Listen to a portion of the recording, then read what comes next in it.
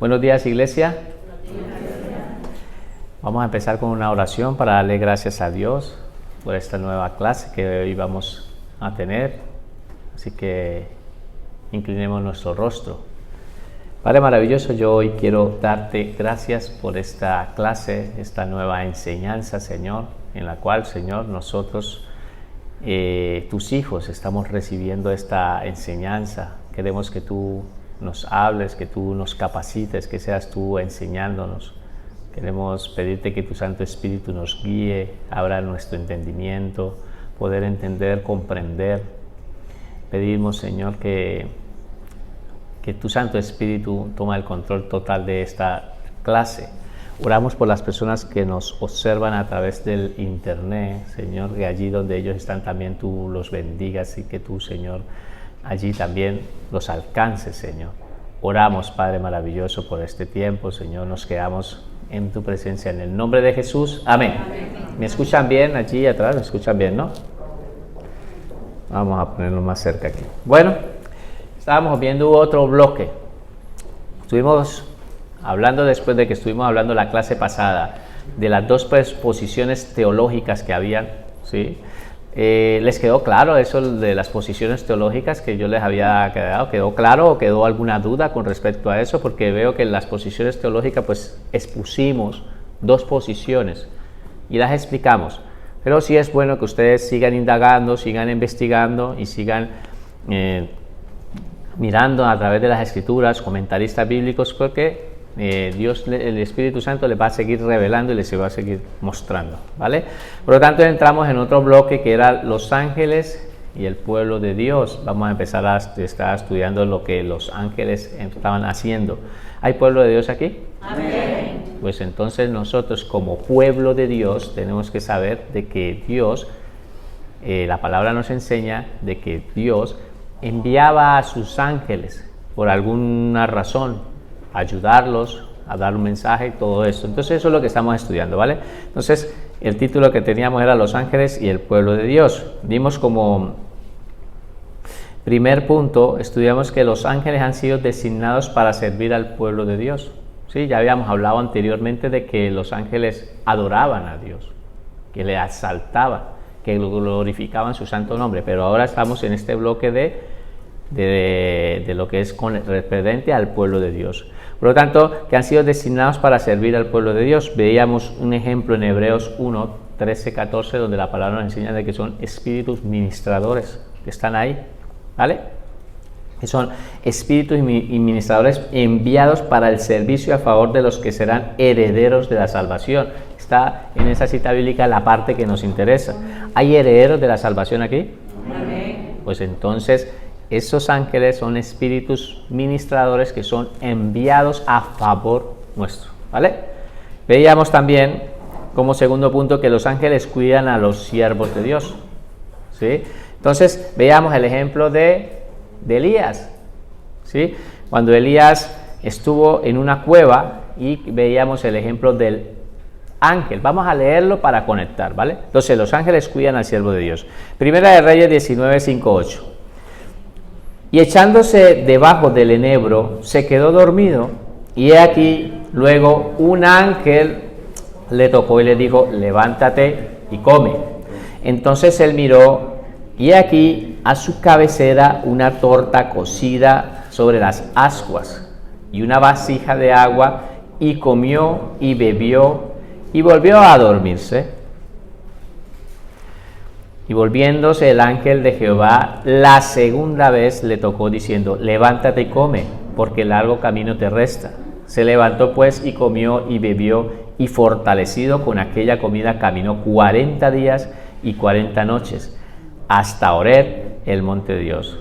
Vemos que la palabra nos enseña de que el ángel le preparó comida, lo estuvo cuidando, lo estuvo protegiendo, le dio hasta una comida, que esa comida que comió Elías le ha servido para aguantar 40 días, que era el camino que le restaba para ir al monte de Horeb. ¿Y quién estaba en el monte de Horeb? Dios estaba allí.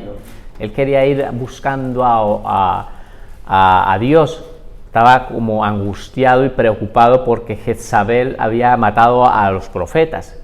Entonces él se fue hasta allí a decir: soy el último que queda, quítame la vida. Iba clamando y llorando por todo el camino, creyendo que era el último profeta que había.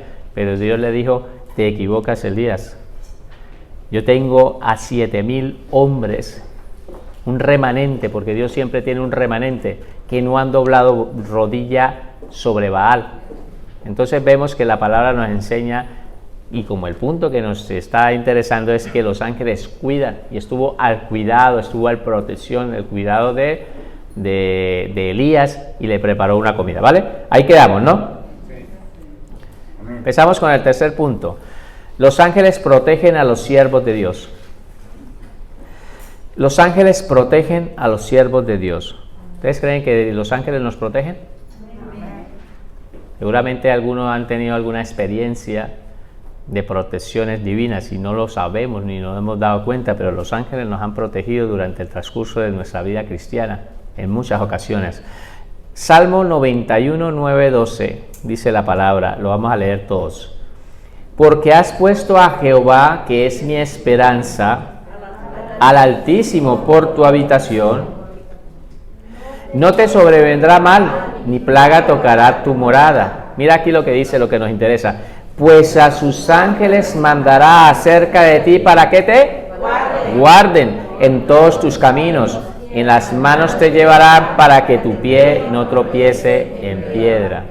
Entonces la palabra nos enseña de que Dios en el Salmo 91 pues nos da una promesa de que enviará ángeles para que nos guarden. Nos mandará para que nos guarden y para que no tropecemos en nuestros caminos. ¿Sí? La palabra nos enseña de que los ángeles, entonces el punto que estamos tratando es de que los ángeles nos protegen. Pero ustedes tienen que saber que el contexto del Salmo 91 empieza diciendo, ¿cómo es? Dice, el que habita, paremos ahí. ¿Hay alguien que habita aquí en el abrigo del Altísimo? Porque hay personas que tienen como costumbre coger este Salmo 91 y lo ponen en las Biblias abiertas allí en sus casas, creyendo de que es que ahí el Salmo 91 le va a hacer ese efecto de lo que dice el Salmo 91. O hay personas como un amuleto, unas personas creen que de pronto que no son creyentes, no habitan en el abrigo del Altísimo y sencillamente dice, no, la palabra dice de que a sus ángeles enviará. Sí, pero si habitas. Si no habitas, pues entonces no espere que esta bendición te alcance. Entonces es bueno, importante entender que el contexto del Salmo 91 nos enviará ángeles, pero a los que habitamos, ¿hay alguien que habita en el abrigo del Altísimo aquí? Pues nosotros, ¿vale? Vamos a ver otro ejemplo, no solo este que dice en el Salmo 91, sino veremos otro ejemplo de en Segunda de Reyes 6, 15, 17, apunten la cita bíblica y lo vamos a leer todos. 1, 2, 3. Y se levantó de mañana y salió el que servía al varón de Dios. Y he aquí el ejército que tenía sitiada la ciudad, con gente a caballo y carros. Entonces su criado le dijo, Señor mío, ¿qué haremos? Y le dijo, no tengas miedo, porque más son los que están con nosotros que los que están con ellos. Y oró Eliseo y dijo, te ruego, oh Jehová, que abra sus ojos para que vea. Entonces Jehová abrió los ojos del criado y miró, y he aquí que el monte estaba lleno de gente de a caballo y de carros de fuego alrededor de Eliseo. Qué preciosa esta palabra. En el contexto de lo que estaba sucediendo aquí es que resulta de que un rey que quería atacar a Israel en varias ocasiones, él planificaba cómo intentar atacar a Israel, y cada vez que planificaba con su ejército, ¿sí? Los comandantes de su ejército, de cuándo se iba a posicionar en un sitio para cuando pasara los de Israel, allí ellos los iban a atacar haciendo una emboscada. Pero resulta de que de las cosas más ocultas que se esconden allí, esas maquinaciones diabólicas en lo más oculto, de allí Dios se lo revela a los hijos de Dios. y Dios le revelaba todos estos pensamientos que tenía este rey, y se los revelaba y se los decía a Eliseo, y Eliseo iba y le decía al rey: no pase por tal sitio. Estoy poniendo un poco, explicándolo un poco así de esta manera para entenderlo, ¿no? Entonces le decía: no pase por este sitio. ¿Por qué no pasara por este sitio? Porque allí iba a estar justamente una emboscada, y así ocurrió en varias ocasiones. Resulta de que el rey estaba un poco ya preocupado. ¿Qué es lo que pasa? Y los reúne a todos y dice: algunos de ustedes son un espía. ¿Cuáles de ustedes sirve al rey? Algunos. Y entonces uno de ellos les dice: no, lo que pasa es que en Israel hay un profeta que se llama Eliseo, de que todo lo que se dice aquí en la intimidad, en esta habitación, él lo sabe y se lo hace saber al rey. Y por esa razón es que nunca lo has podido. Entonces, ¿qué hace el rey? Así, pues vamos a buscarlo, y se va con un ejército a buscarlo. Y justamente cuando estaba allí el ejército, que se llegó alrededor de la casa donde se encontraba Eliseo, entonces se dio de cuenta el siervo de Eliseo. ¿Cómo se llama? ¿Qué lo vemos? Giesi. Estaba allí, y justamente allí se dio de cuenta de que todo el ejército los estaban rodeando, y él se asustó. Y entonces dice: ¡ay, Señor mío! Se asusta. Y entonces Eliseo le dice: Señor, abre los ojos a esta gallina que tengo aquí. No, mentira, lo dijo así. Él dijo: Señor, abre los ojos a este chico, porque, claro, tenía miedo. Yo creo que cualquiera de aquí estaríamos con miedo ahí. Y resulta de que Dios le abrió esos oídos espirituales, y ellos pudieron ver a un ejército grande celestial de ángeles que estaban alrededor, por encima de ellos. Por eso le dice: son más los que están con nosotros que los que están contra nosotros. Entonces de eso se trata esa palabra. Vemos que la palabra nos enseña de que Dios envía, según el ministerio de muchas personas, siervos de Dios, envía a ángeles a que los guarden. En este caso Eliseo, su ministerio era muy grande y necesitó de un ejército, pero que puntualmente Dios lo ha hecho. Y entonces yo les preguntaba de que cuántas veces creen de que Dios los ha librado, los ha guardado durante el transcurso de sus vidas. ¿Creen que Dios no lo ha enviado ángeles a que los guarde? Dios lo hace. Su palabra es maravillosa, Dios lo hace, y Él envía ángeles, ¿vale? Cuarto punto. Los ángeles liberan a los siervos de Dios. Los ángeles liberan a los siervos de Dios. Hechos 5, 17, 20. Lo habíamos leído anteriormente en otro punto, con otro tópico, pero vamos a leerlo en este punto, ¿vale? Los ángeles liberan a los siervos de Dios. Hechos 5, 17, 20. Lo leemos todos. Entonces, levantándose el sumo sacerdote y todos los que estaban con él, esto es, la secta de los saduceos, se llenaron de celos y echaron manos a los apóstoles y los pusieron en la cárcel pública. Mas un ángel del Señor, mira, ahí entra en la escena el ángel, abriendo de noche las puertas de la cárcel y sacándolos, dijo: id y puestos en pie en el templo, anunciad al pueblo todas las palabras de la vida. Entonces, ¿qué hicieron los ángeles? Los han liberado, ¿sí? ¿Cuál es el punto que estamos tratando? Que los ángeles liberan a los siervos de Dios. Y eso fue lo que hicieron los ángeles, los liberaron de una cárcel. ¿Quiénes eran estos dos siervos que estaban, que los tenían los saduceos y estaban celosos? Pedro y Juan. Ellos estaban celosos porque estaban compartiendo la palabra de Dios. Se acaban de convertir 5,000 personas. Anteriormente se habían convertido 3,000 personas en una prédica que había hecho Pedro. Pero vemos aquí que la palabra nos enseña de que se pusieron celosos y los metieron en la cárcel. Los metieron presos allí. Y por lo tanto, el ángel vino y los liberó. ¿Vale? ¿Queda claro que los ángeles están para el servicio de los siervos de Dios? Daniel 6, 21, 22. Otra cita bíblica para apoyar este punto, ¿vale? Entonces Daniel respondió al rey. Vamos a leerlo todos. Entonces Daniel respondió al rey: oh rey, vive para siempre. Mi Dios envió su ángel, el cual cerró la boca de los leones para que no me hiciesen daño, porque ante él fui hallado inocente, y aún delante de ti, oh rey, yo no he hecho nada malo.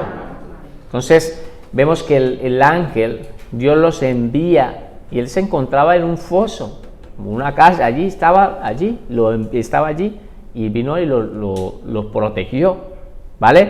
Había otro ejemplo de Pedro, ¿se acuerdan? En Hechos también, donde Pedro lo desataron, que él estaba junto con habíamos visto el ejemplo donde Pedro se encontraba con un guardia a un costado y otro guardia a otro costado, y también fue desatado y sacado de la cárcel.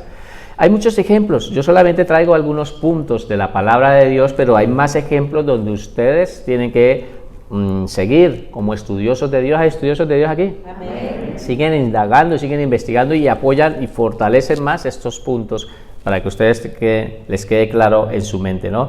Entonces vemos cómo Dios envía a los ángeles para el servicio de los siervos de Dios. Quinto punto, los ángeles animan a los siervos de Dios a seguir adelante. Los ángeles animan a los siervos de Dios a seguir adelante. ¿Cuántos creen que necesitamos ánimo también cada vez?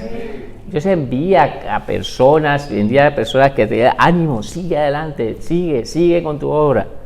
Hechos 27, 21, 25, vamos a ver qué nos enseña la palabra con este punto de que animan a los siervos de Dios. Hechos 27, 21, 25, lo vamos a leer todos. Entonces Pablo, como hacía ya mucho que no comíamos, puesto en pie en medio de ellos, dijo: habría sido por cierto conveniente, oh varones, haberme oído, y no zarpar de Creta, tan solo para recibir este perjuicio y pérdida. Pero ahora os exhorto a tener buen ánimo, pues no habrá ninguna pérdida de vida entre vosotros, sino solamente de la nave. Porque esta noche ha estado conmigo, ¿quién?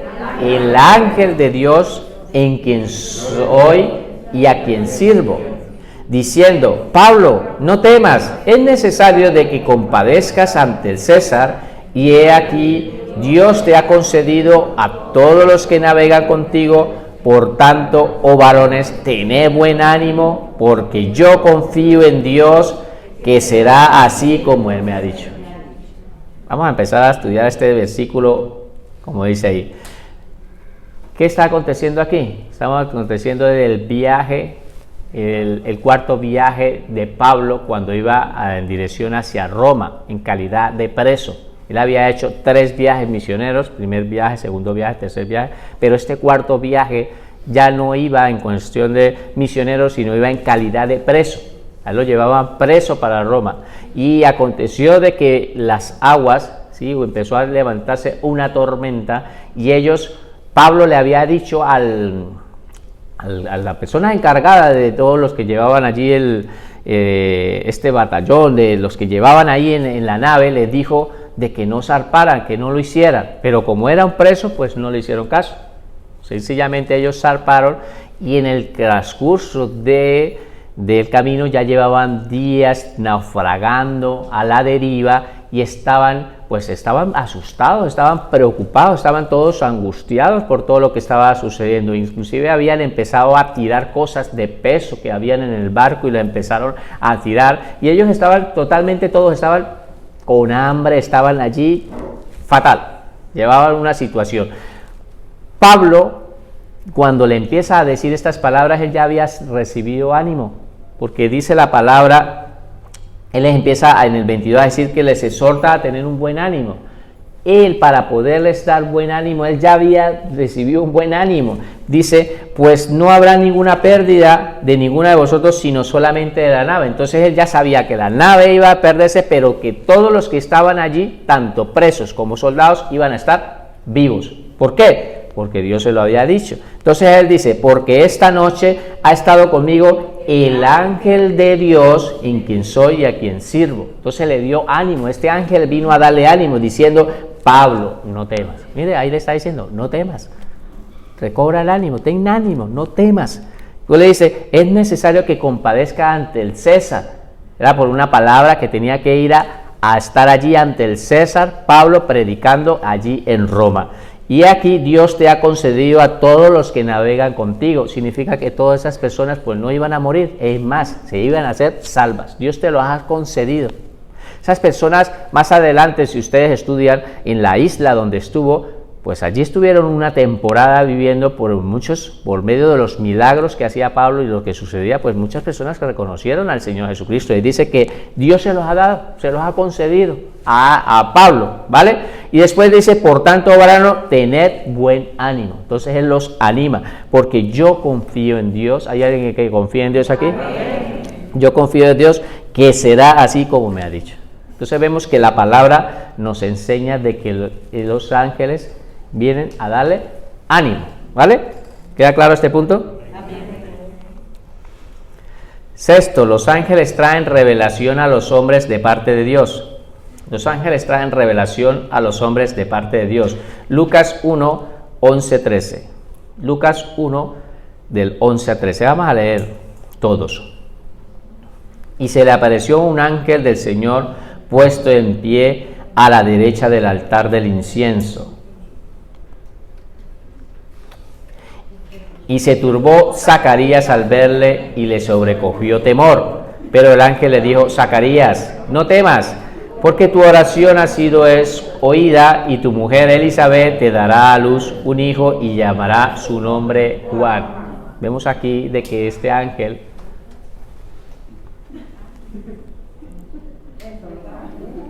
tomen una foto. No voy a parar mucho porque tenemos que avanzar, ¿vale? Entonces los ángeles traen revelación a los hombres de parte de Dios.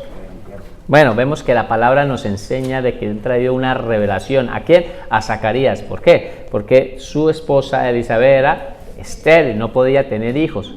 Pero él estaba, dice la palabra, que estaba en los turnos, porque cuando él servía en el templo, dice de que estaba en su turno y le correspondía su turno. Y él, estando allí en su turno, pues vino y se le presentó un ángel. Y le habló y le dijo que iba a nacer un hijo. Pero qué gran hijo el que iba a nacer. El precursor. Iba a venir Juan el Bautista. ¿Sí? No solamente el hijo que iba a nacer era el que iba a preparar el camino de Dios, el que iba a estar delante, ¿vale? Por lo tanto, vino a traer, entonces el tema que nos interesa es que vino a traer una ¿qué? Una revelación, vino a traer una revelación, vino el ángel a traer una revelación, ¿vale? Vamos a ver otro ejemplo. Lucas 1, 30, 33, ahí mismo en el Lucas 1. Entonces leemos todos. Entonces el ángel le dijo, María, no temas, porque has hallado gracia delante de Dios, y ahora concebirás en tu vientre y darás a luz un hijo y llamarás su nombre Jesús. Este será grande y será llamado Hijo del Altísimo, y el Señor Dios le dará el trono de David, su padre, y reinará sobre la casa de Jacob para siempre, y su reino no tendrá fin. Vemos aquí en el contexto vimos Lucas 1, de que el ángel viene y se le acerca a María y ella pues dice que no temas. ¿Por qué no temas? Porque ella estaba encinta, estaba embarazada y no había conocido hombre, ¿sí? José no había tenido, estaba esposada, estaba comprometida a matrimonio con José. ¿Y qué ocurría? Pues que obviamente esto daba más inicio a saber que era una en el mundo pues que sencillamente le había sido infiel con otro hombre. Por lo tanto ella le dice no temas, y empieza a explicarle. Entonces el ángel viene y le trae una revelación de que nada menos el que iba a nacer era el Hijo de Dios, que Dios había utilizado ese cuerpo para poder dar a su Hijo amado, y por medio de María, ¿sí?, que no había conocido varón, iba a nacer el Hijo de Dios. Entonces los ángeles vienen a traer ¿el qué? Revelación. ¿Queda claro? Amén. Séptimo punto. Los ángeles llevan a los creyentes que mueren a la presencia de Dios. Los ángeles llevan a los creyentes que mueren a la presencia de Dios.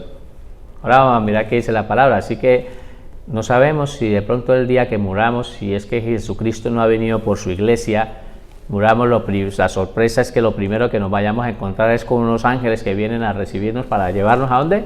A Dios, a llevarnos a la presencia de Dios. Ahí dice la palabra de que los ángeles, vamos a leerlo, dice Lucas 16, 22. Vamos a leerlo todos. Aconteció que murió el mendigo y fue llevado por los ángeles. ¿Fue llevado por quién? Los ángeles. ¿A dónde? Al seno de Abraham, y murió también el rico y fue sepultado. Algunos dicen que no es una parábola, porque dan unos nombres propios.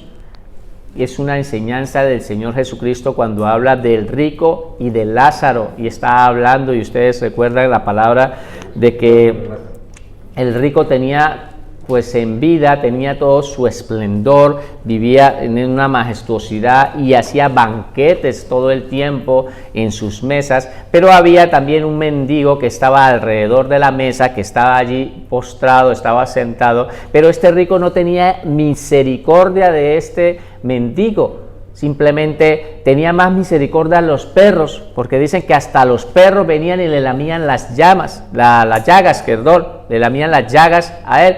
Pero este rico no tenía ninguna misericordia. Vemos, la palabra nos enseña de que los dos mueren, y uno que es llevado al seno de Abraham representa al paraíso, representa así como el Señor Jesucristo le dice, ¿se acuerda que él estaba con dos personas cuando estaba muriendo? Estaban aquí a la derecha y a la izquierda, había un hombre, y a uno le dijo que hoy estarás conmigo en el paraíso. Allí en esa representación que estará en el seno de Abraham, representa allí en el paraíso, pero que también había muerto este rico y que había sido sepultado, y él se fue allí al Hades, y desde allí tenía conciencia. No les voy a explicar más porque quiero que ustedes, pues todos estos textos los sigan leyendo en casa, pero lo que nos interesa de este versículo es de que cuando murió el mendigo, ¿qué pasó?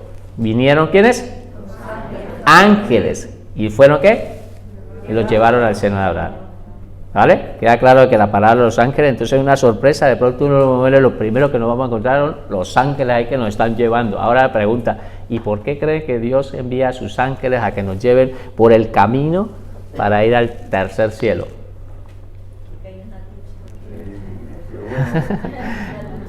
Bueno, eso es bueno que ustedes empiecen a preguntar. Es que de eso se trata la teología, de estudiar, de preguntar.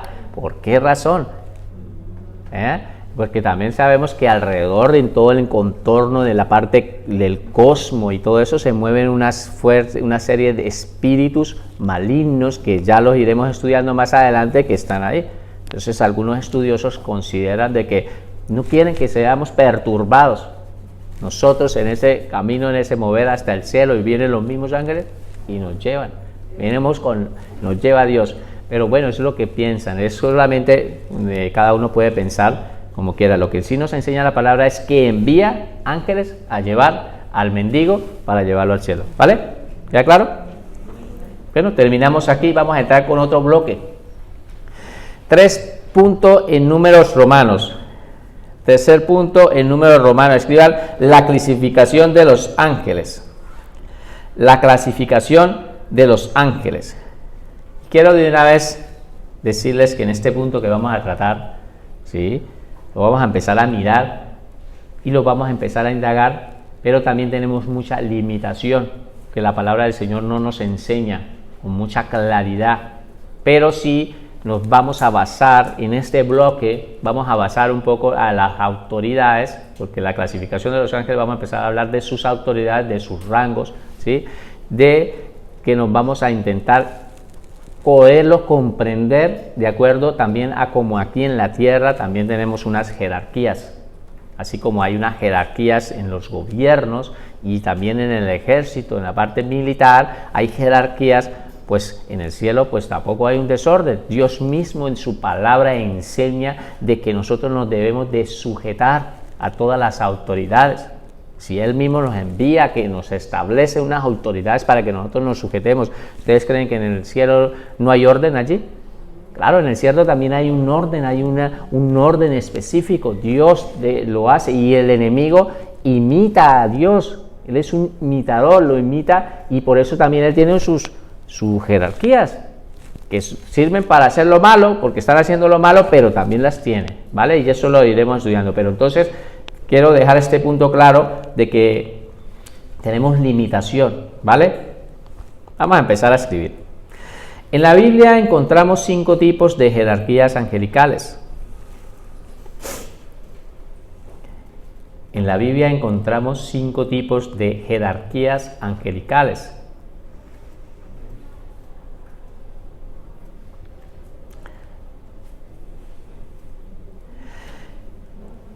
La Biblia no aclara cuál es la función de cada una de ellas, punto aparte. Punto aparte, la Biblia no aclara cuál es la función de cada una de ellas. La Biblia no aclara cuál es la función de cada una de ellas.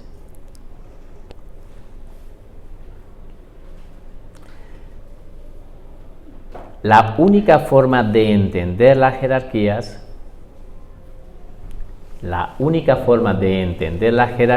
angelicales,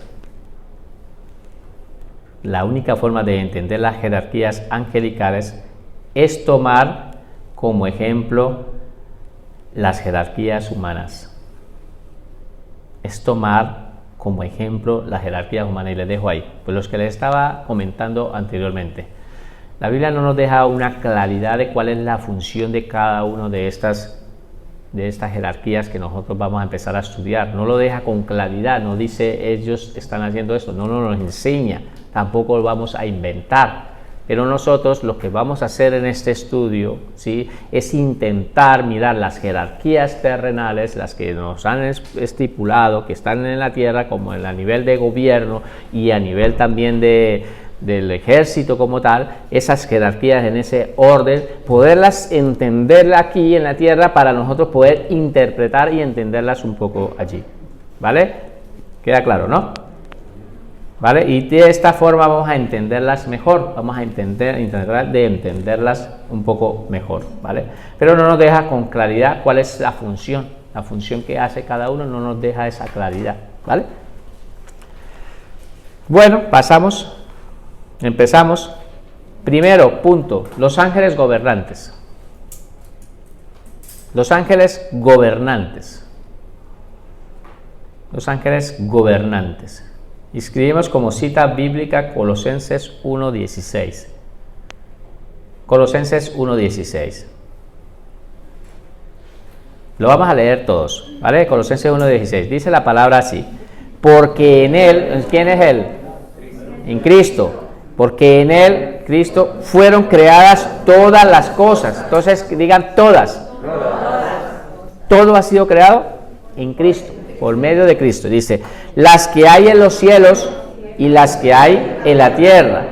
En los cielos, aquí en la tierra, visibles, y en los cielos también, invisibles. ¿Sean qué? Ahí vienen. Tronos, sean dominios, sean principados, sean potestades. Todo fue creado por medio de él y para. Entonces, con nuestros ojos orgánicos, nosotros podemos ver muchas cosas. Lo que podemos ver son cosas materiales, ¿sí? Vemos cosas materia, no podemos ver cosas invisibles. Pero no significa que porque no las veamos no existan. La palabra nos enseña de que hay cosas que son visibles y otras cosas que son ¿qué? Invisibles. Esas invisibles también son reales. Jesucristo dice que Él es la imagen visible de un Dios que es invisible, pero el Dios invisible también es real. Esa parte invisible es real, por lo tanto la parte invisible es real y nos empieza a nombrar en los de allí en el cielo, que están en el cielo, ¿cómo? Son tronos, dominios, principados, potestades. Esos son ángeles ¿qué? Gobernantes. Y los vamos a empezar a estudiar. Vamos a empezar a estudiar de acuerdo, volviendo otra vez, dejando claro el punto de que los vamos a tomar como ejemplo las jerarquías terrenales, ¿vale? ¿Está claro? Pero nos manda un orden: tronos, dominios, principados y potestades, ¿vale? Vale, pues empezamos. Todavía no empezamos. Escriban esto: los ángeles gobernantes han sido dotados por Dios Los ángeles gobernantes han sido dotados por Dios con una autoridad especial. Los ángeles gobernantes han sido dotados por Dios con una autoridad especial. La función es dirigir y supervisar a todos los seres angelicales. La función es dirigir y supervisar a todos los seres angelicales que habitan en las esferas celestiales.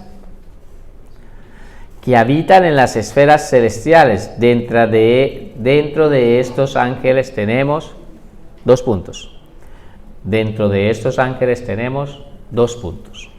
¿Vale?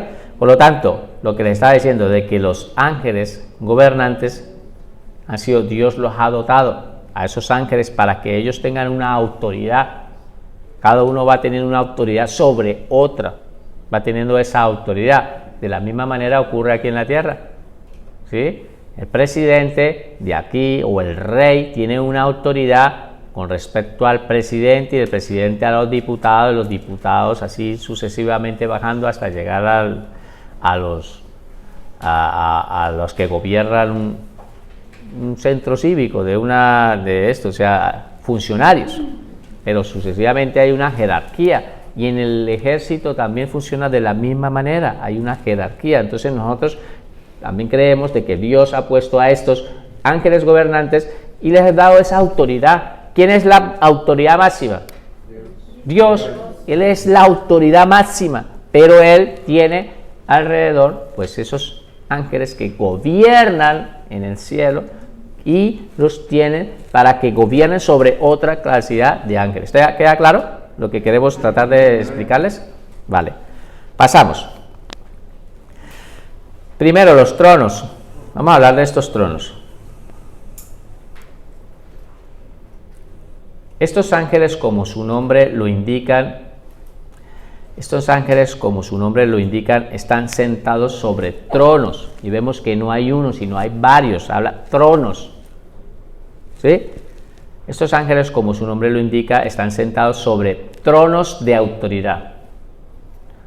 Estos ángeles, como su nombre lo indican, están sentados sobre tronos de autoridad. Punto seguido.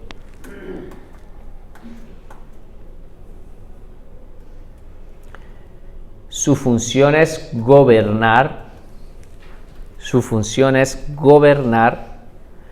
sobre las diferentes esferas celestiales.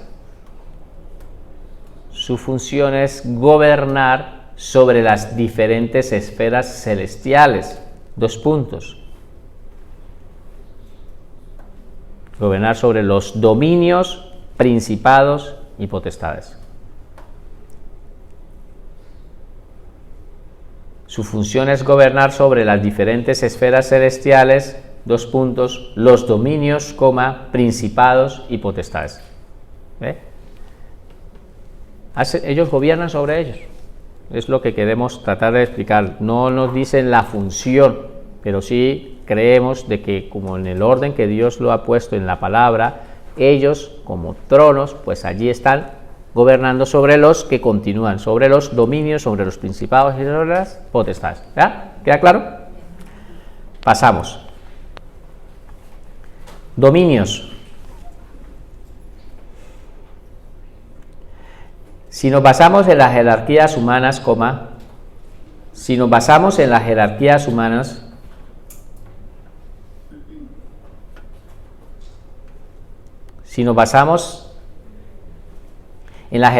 humanas,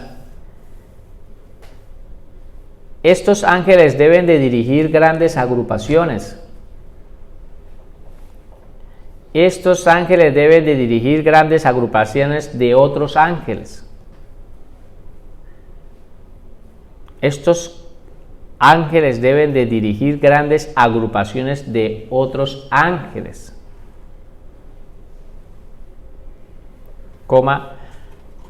Sin embargo, están sujetos a los tronos. Sin embargo, están sujetos a los tronos. Sin embargo, están sujetos a los tronos a los cuales le rinden cuentas de su servicio. A los cuales le rinden cuentas de su servicio. ¿Vale?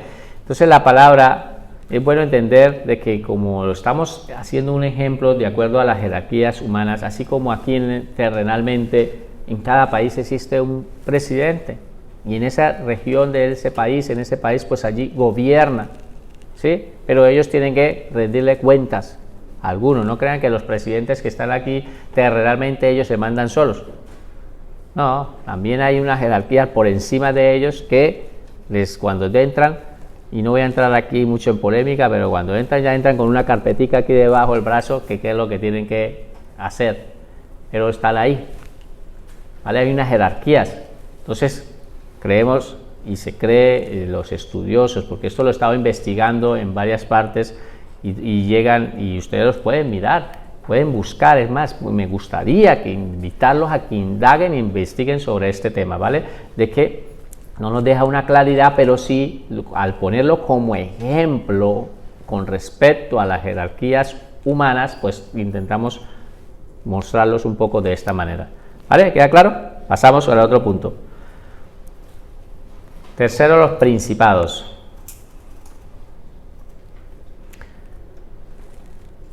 Los principados. Los principados son ángeles de un rango inferior a los tronos y dominios. Los principales son ángeles de un rango inferior a los tronos y dominios. No significa de que porque sean inferiores no tengan un gran poder. Sí, tienen un poder grande. Solo que por encima de ellos están los dominios, los tronos y después ¿qué? Dios. Dios, que es el principal que los gobierna a todos, ¿vale? ¿Ya claro? Los principados son ángeles de un rango inferior a los tronos y dominios, dirigen agrupaciones más pequeñas de otros ángeles. Dirigen agrupaciones más pequeñas de otros ángeles. Dirigen agrupaciones más pequeñas de otros ángeles, pero siempre estarán sujetos a los ángeles gobernantes. Siempre estarán sujetos a los ángeles gobernantes y obviamente a Dios, pero siempre estarán sujetos a los ángeles gobernantes.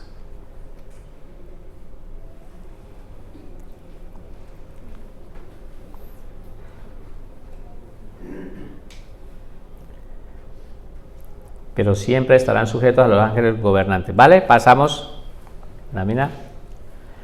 Cuarto, las potestades. Cuarto, las potestades. Si ustedes le ponen lógica a este punto anterior, vimos que el primer punto que veíamos era tronos, que se sienta en el trono, y esto que son príncipes. Principados son príncipes. Pues entre un rey y un príncipe, ¿quién tiene una mayor jerarquía? Pues el rey, antes que el príncipe. ¿Ve? Por esa razón lleva ese orden. Las potestades. Cuarto punto, las potestades. Son agrupaciones de ángeles de bajo rango. Son agrupaciones de ángeles de bajo rango.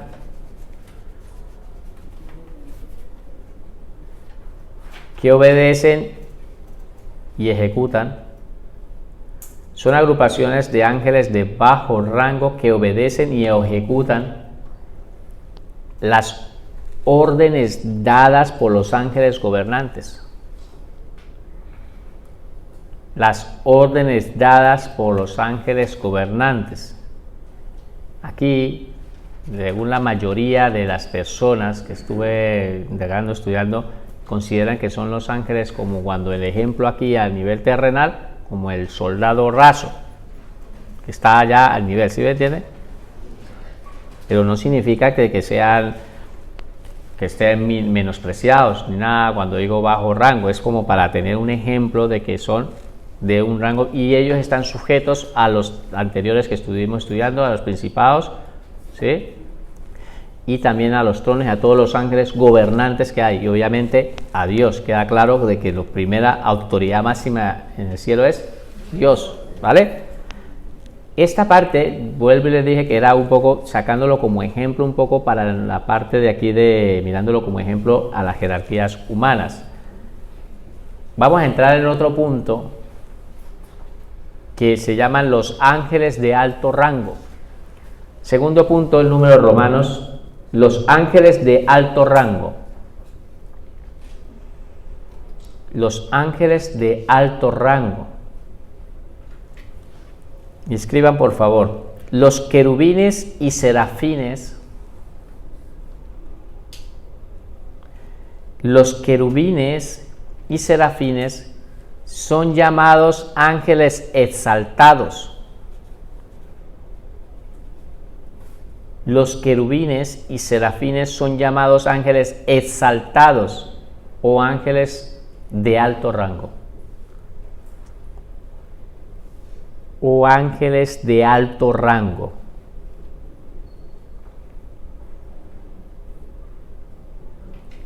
Los querubines y serafines son llamados ángeles exaltados o ángeles de alto rango. Estos ángeles no deben confundirse con los ángeles gobernantes. Estos ángeles no deben confundirse con los ángeles gobernantes.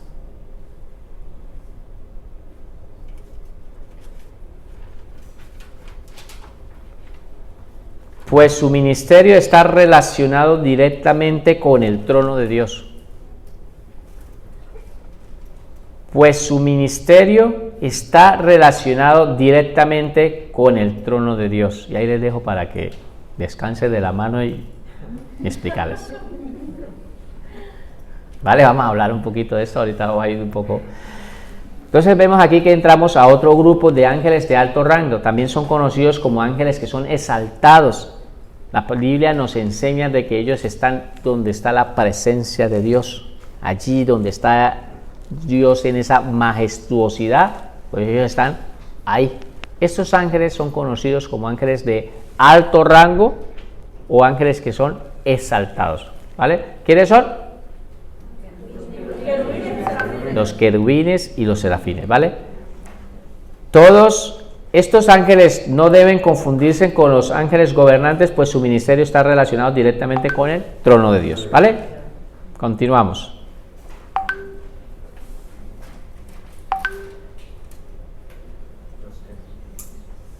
Los querubines.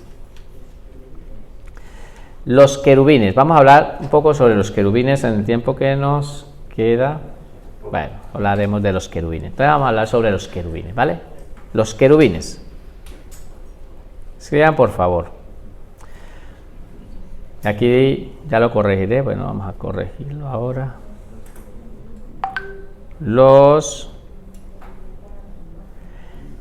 Vale.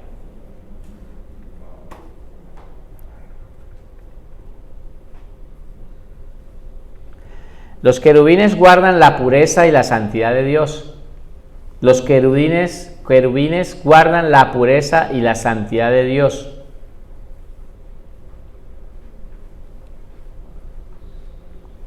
Los querubines guardan la pureza y la santidad de Dios, impidiendo que nada contaminado se acerque al Creador.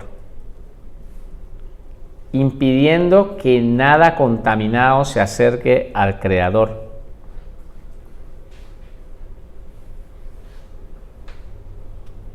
Los querubines guardan la pureza y la santidad de Dios, impidiendo que nada contaminado se acerque al Creador. Génesis 3, 22, 24. Génesis 3, 22, 24. Vamos a leerlo y así vamos a entender mejor la palabra. Y dijo Jehová Dios: he aquí, el hombre es como uno de nosotros, sabiendo el bien y el mal. Ahora pues, que no alargue su mano y tome también del árbol de la vida y coma y viva para siempre. Y lo sacó Jehová del huerto del Edén para que labrase la tierra de que fue tomado.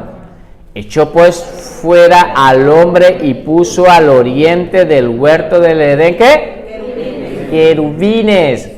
y una espada encendida que se revolvía por todos lados para guardar el camino del ¿qué? Del árbol de la vida. Vamos a hablar un poquito sobre este tema. En muchos pasajes de la Biblia ustedes van a encontrar a los querubines actuando, inclusive también en el arca. Allí donde está la presencia de Dios, estos querubines, no porque Dios no pueda defenderse él solo, sino que él están ahí con una labor de que allí al cielo no vaya una persona ¿qué?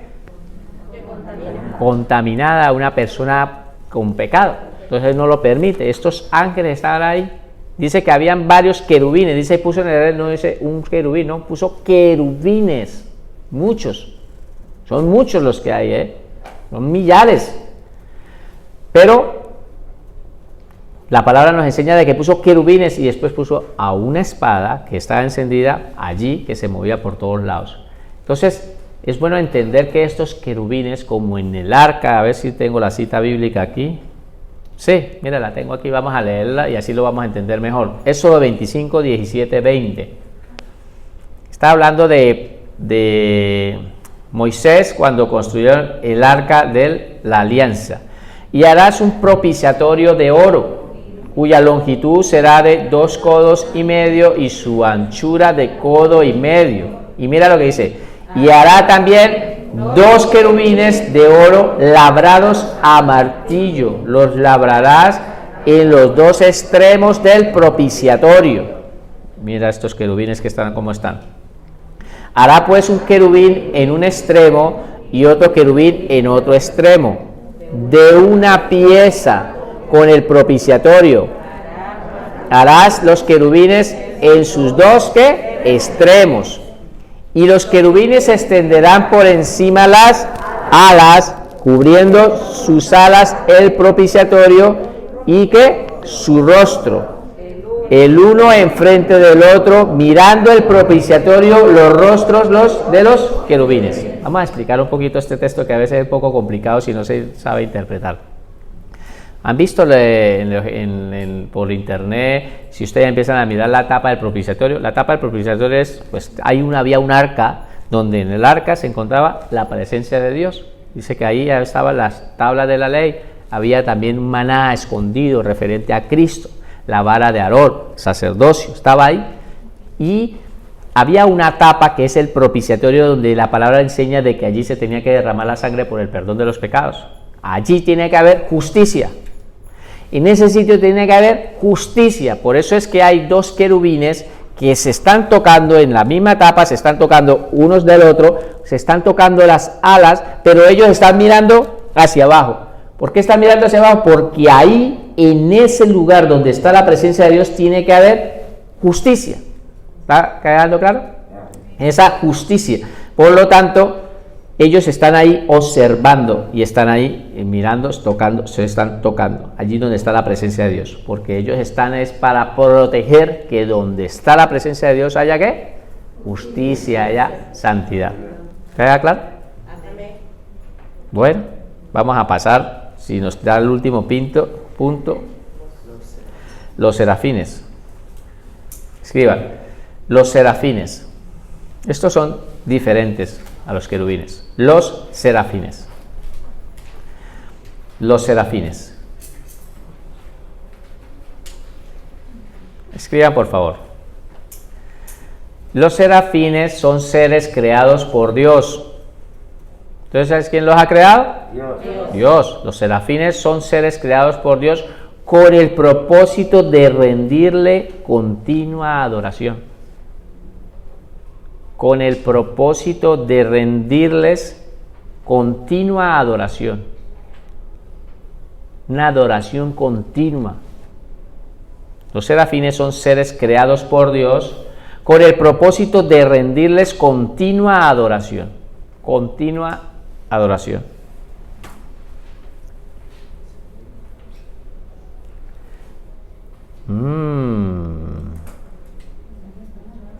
Esto es Apocalipsis, ¿vale? A ver, ¿lo pueden buscar alguien? Apocalipsis. No, este es Isaías 6. ¿Me lo puede ir buscando alguien? Isaías 6. Isaías 6, ¿la acuerda que lo estuvimos estudiando? De ella, el 4, 6, a partir del 4 y el 5. Lo vamos a leer hasta el 11. Y los quiciales de la puerta se estremecieron con la voz del que clamaba, y la casa se llenó de humo. Mira aquí lo que dice. Entonces dije, ay de mí que soy muerto, porque siendo un hombre inmundo de labios y habitando en medio del pueblo que tiene labios inmundos, han visto mis ojos al Rey Jehová de los ejércitos. Vamos a leerlo todos. Y volvió hacia mí uno de los ¿qué? Serafines, teniendo en su mano un carbón encendido tomado del altar con unas tenazas. Y tocando con él sobre mi boca, dijo, he aquí, esto toco tus labios, y es quitada tu culpa y limpio tu pecado. Pero mira aquí. Bueno. Vemos aquí, ahora vamos a leer este punto de aquí, pero vemos en el punto anterior de Isaías 6 de que los serafines estaban allí en la presencia de Dios. Él cuando Isaías vio allí en el tercer cielo estos serafines. Aquí nos van a hablar más sobre los serafines en Apocalipsis, pero vemos que los serafines estaban allí y le trajo un carbón y le tocó los labios al profeta. Y después más adelante, si ustedes lo leen ahí, es un versículo muy precioso cuando dice la palabra de que a quién enviaremos. Y Isaías dice, he aquí, envíame a mí. Ustedes lo pueden seguir leyendo el contexto en casa, pero vemos aquí el ejemplo de que estos serafines, entonces la palabra ya nos empieza a hablar con nombres y que estaban haciendo alguna función, estaban haciendo algo, ¿ve? Ahí ya podemos interpretar más de la palabra de estos ángeles de alto rango, ¿sí? Ahora Apocalipsis 4, 1, 11, lo vamos a leer todos. Después de esto miré y aquí una puerta abierta en el cielo. ¿Quién está hablando aquí? Juan, ¿vale? Él recibió esta revelación del Apocalipsis. He aquí una puerta abierta en el cielo, y la primera voz que oí como de trompeta hablando conmigo dijo, sube acá. ¿Estaba él dónde? En la tierra. Y después cuando le dijeron, sube acá, mira el arrebatamiento, se lo llevaron para el cielo de una vez. Y yo te mostraré las cosas que sucederán después de estas. O sea, lo que está en el escrito en el Apocalipsis, eventos a porvenir. ¿Vale? Al instante yo estaba en el Espíritu. ¿Dónde? Allí en el cielo. Entonces traspasó tierra. Cuando le dijo, sube acá, ya estaba allí en el tercer cielo. Al instante yo estaba en el Espíritu. Y aquí que un trono establecido en el cielo, y en el trono uno sentado. ¿Quién estaba sentado allí en el trono? Dios. Y el aspecto del que estaba sentado era semejante a piedra de jaspe y de cornalina, y había alrededor del trono un arco iris semejante a un aspecto a las esmeraldas. Qué precioso toda esta visión que ha tenido Juan. Y alrededor del trono había ¿qué? 24 tronos, y vi sentado en los tronos a 24 ancianos, vestidos de ropas blancas con coronas de oro en sus cabezas. Y del trono salían relámpagos, truenos y voces, y delante del trono ardían ¿qué? 7 lámparas de fuego, las cuales son los 7 espíritus de Dios. Mira aquí.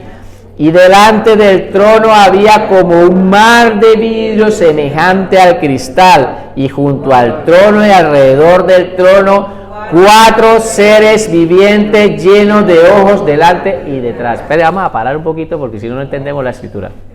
Ya vamos a ir más adelante a explicarlo. Ya sé que vamos a terminar aquí. La palabra cuando nos habla de que habían 24 tronos, 24 ancianos, es una simbología de la iglesia. Esos 24 ancianos representan a la iglesia de Cristo, ¿vale? Muchos estudiosos representan esos 24 ancianos. Cuando habla aquí de los serafines, o está hablando de los seres vivientes, está hablando de los serafines. Estos serafines, y que ellos tenían ojos por todos lados. Es que todos los ven, ellos están allí, lo están viendo, no es que sea allí, es simbólico. Es algo simbólico. Sí, porque dirá, esto es un poco feo, ¿no? Tantos ojos por todas partes, esto debe ser algo extraño. No, el libro de Apocalipsis es bueno entenderlo, pero que sepa de que hay mucha simbología mucha simbología, entonces es bueno entenderlo porque en esa simbología necesitamos entender. Por lo tanto, en el 6 nos habla ya de estos serafines. ¿Qué hacían estos serafines? Ahora sí continuamos. El primer ser viviente, o sea, un serafín, era semejante a un ¿qué? León. El segundo era semejante a un becerro. El tercero tenía rostro como de hombre y el cuarto era semejante a un águila volando. Y los 4 seres vivientes, mira qué hacían los seres vivientes, tenían cada uno 6 alas alrededor y por dentro estaban llenos de ojos y no cesaban día y noche de decir ¿qué? Santo, santo, santo es el Señor Dios Todopoderoso, el que era, el que es y el que ha de venir. Y siempre que aquellos seres vivientes dan gloria y honra y acción de gracias al que está sentado en el trono, al que vive por los siglos de los siglos. ¿Qué pasaba con los 24 ancianos, la iglesia que estábamos allí? ¿Qué hacíamos? Y los 24 ancianos se postraban delante del que está sentado en el trono y adoraban al que vive por los siglos de los siglos. Y echan sus coronas delante del trono diciendo: Señor, digno eres tú de recibir la gloria y la honra y el poder, porque tú creaste todas las cosas y por tu voluntad existen y fueron creadas.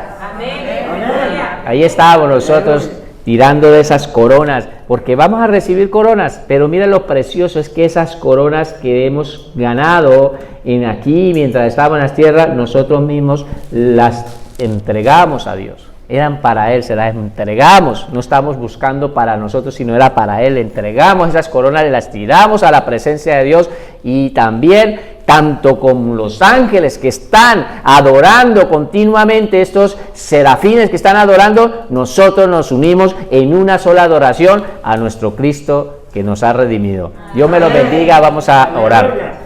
Padre maravilloso, Santo de Israel, gracias por tu preciosa palabra, gracias Señor, porque tú eres maravilloso y nos habla constantemente, Señor. Sabemos, Señor, que un día vamos a estar allí, Señor, postrados delante de ti, Señor, adorando, exaltando su santo nombre. Y desde aquí, Señor, ya te queremos adorar en espíritu y en verdad en esta tierra, Señor, para llegar allí, Señor, y estar ya, haber practicado todo lo que hemos hecho en esta tierra. Ayúdanos a ser adoradores en espíritu y en verdad. Dios me los bendiga a todos. Bendiciones. Adiós.